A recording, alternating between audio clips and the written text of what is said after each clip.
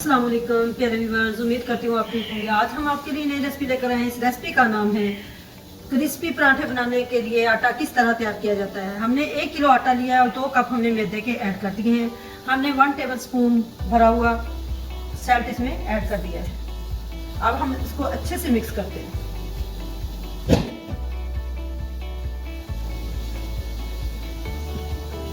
मैदे और आटे को हमने अच्छे से मिक्स करना है।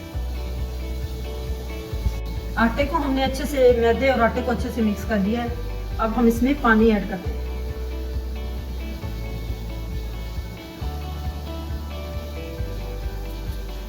बिस्मिल्लाह।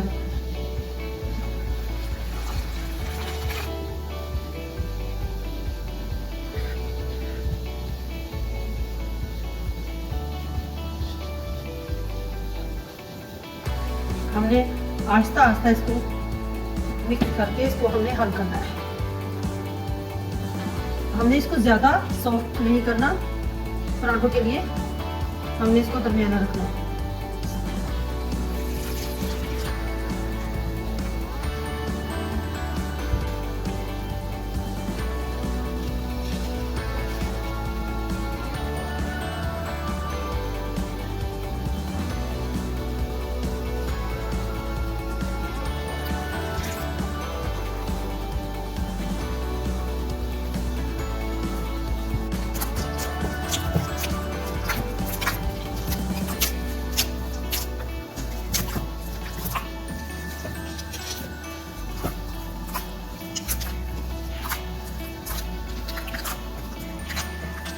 हमने इसको अच्छे से गूंदना है ताकि इसके पराठे अच्छे बने, ये रोटी ना टूटे बार बार। जब तक इसको अच्छे से नहीं गूंदेंगे हम, पराठा अच्छा नहीं बने।